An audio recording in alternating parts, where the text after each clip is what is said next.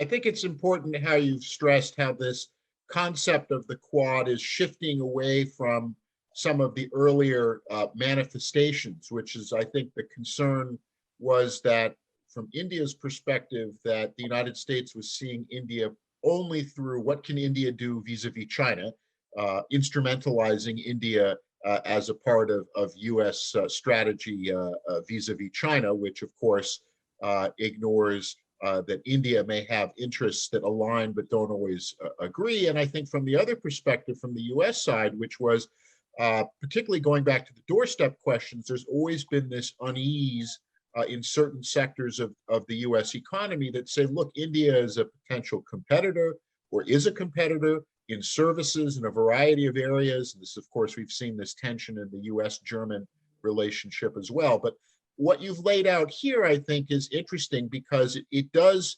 finally sort of take some of this discussion of the Quad away from the grand chessboard in the Asia-Pacific basin towards these doorstep issues, which is health, ensuring that a greater number of people are protected against this, and then, of course, future pandemics, because this isn't going to be the last one.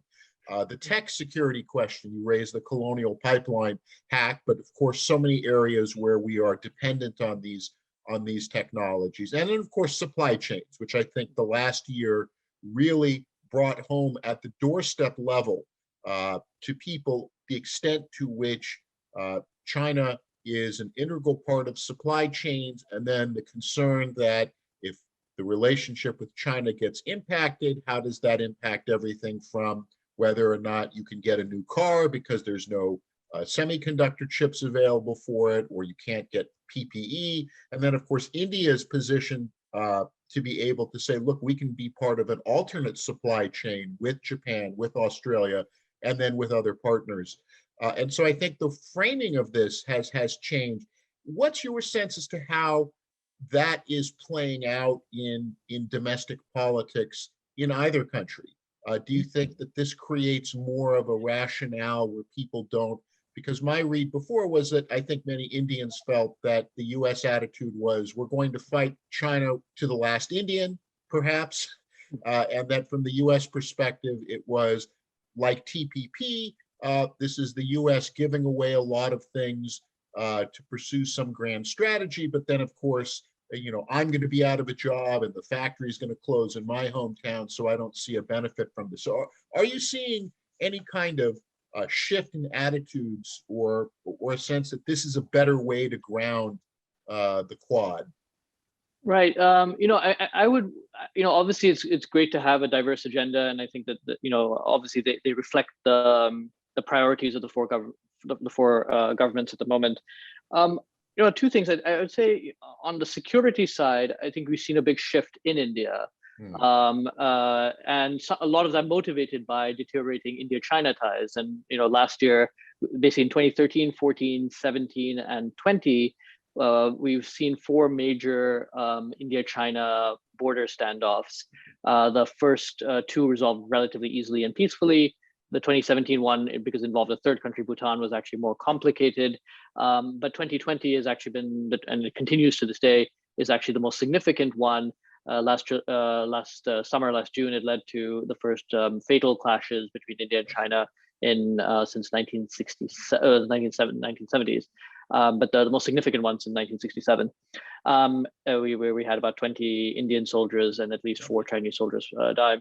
And so that has kind of changed the sort of security discussion. I think there's a growing understanding and appreciation of where the US-India relationship can play a role in the larger balance of power in the region. So I think that has shifted. It's helped by the fact that public opinion surveys are very supportive of a closer India-US relationship in India. So I think that has helped. On the economic side, I think there is a growing realization in both countries that the kind of old trade arrangements focused on manufactured goods are going to be more difficult politically now, because trade has essentially flattened, certainly as a percentage of GDP, since 2008. In some ways, the pie isn't growing as much anymore. China is not sort of you haven't seen a sort of organic flow away from China to other manufacturing centers, with a few exceptions. And so suddenly this has become a question of jobs. It's become and there is concern. And the U.S. and India are have the first and third largest trade deficits of any country, current account deficits, the UK being the second. And so both are sort of net importing countries. And that makes it even doubly hard to concede to make trade concessions of any kind. So I think the idea of a sort of trade agreement of the kind that we saw in the 90s and 2000s, the US doing NAFTA, is going to be a real stretch going forward. And so therefore, I think we'll see more of an emphasis on services trade, on R&D opportunities, on certain critical technologies where both the U.S. could benefit from certain Indian skill sets, and India can benefit from certain access to U.S. technology. So I think those are the areas where I think there is truly, at least in the next few years, true opportunities for forward progress in the U.S.-India relationship. And so something that would benefit both countries, but not really come at the expense of domestic jobs or anything. In fact, it would actually generate more jobs, more value for both countries equally.